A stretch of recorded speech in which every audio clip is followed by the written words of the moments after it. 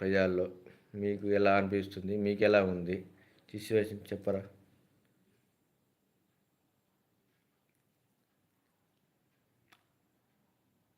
ఇంకేనా ఫ్రెండ్స్ చెప్పరా?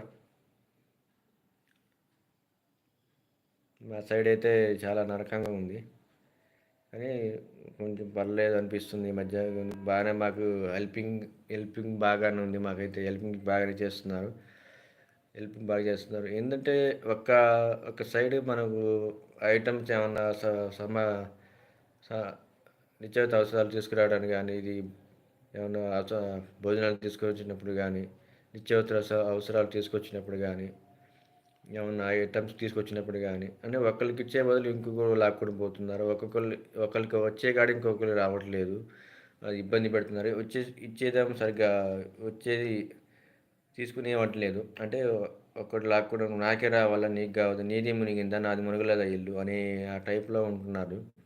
అట్లా ఒక బజార్కి ఇచ్చినప్పుడు ఇంకో బజార్కి ఎవరా ఇస్తారు కదా. అలా చూడకుండా వాడికి రాదు మనకి రాకుండా చేస్తున్నారు. అంటే ఒకడు బాగుపడితే ఇంకొక బాగుపడినట్టు, ఒకడికి వచ్చేది కూడా ఇంకో రానియట్లేదు. అది ఈ ఈ ఈ నీచబుడి ఆడందో అర్థం కావట్లేదు అనేది చూడాలి. వీళ్ళు ఎన్ని రోజులు ఉంటుంది అర్థం కావట్లేదు ఇది ఇలాంటి పరిస్థితి. ఓకేనా ఫ్రెండ్స్? చూడండి, ఆలోచించండి మీరు కూడా. మాదైతే ఇలాంటి ఎప్పుడు జీవితంలోనే నరకంలో ఇలాంటి సిచ్యువేషన్ ఎప్పుడు చూడలేదు, చూడను కూడా.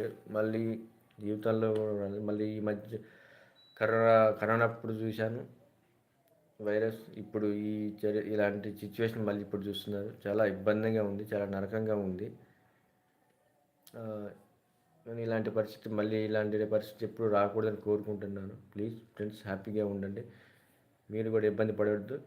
కొద్దిగా జాగ్రత్తగా ఉండండి ఈ వర్షాల వల్ల. ఈ వర్షాలు ఇంకా ఎన్ని రోజులు ఉన్నాయో తెలియట్లేదు. 3-4 రోజులు అని తెలుస్తుంది. చూద్దాం ఎన్ని రోజులు ఉంటుందో. ఎన్ని రోజులు జాగ్రత్తగా ఉండే కొద్దిగా జాగ్రత్తగా ఉండండి. ఏముందో ఏమనండి, పక్కన ఏం కాదు, ఏం కావాలంటే హెల్పింగ్ అడగండి ఎవరినైనా, మీ ఇంటి పక్కలని కానీ ఎవరినైనా. కనీసం వాళ్ళని హెల్ప్ చేస్తే వాళ్ళకి మీరు హెల్పింగ్గా ఉండండి. అందరూ ఒకరికొకరు తోడుగా ఉంటే ఏ ఇబ్బంది ఉండదు అని నేను చెప్తున్నాను. ఎందుకంటే మా ఊళ్ళో మా బజార్లో అంతే ఉన్నారు. ఒకరు వాళ్ళకి ఏమైనా రాలేదంటే వాళ్ళకి మేము హెల్ప్ చేస్తున్నాం, వాళ్ళకి మాకు రాలేదంటే వాళ్ళు హెల్ప్ చేస్తున్నారు.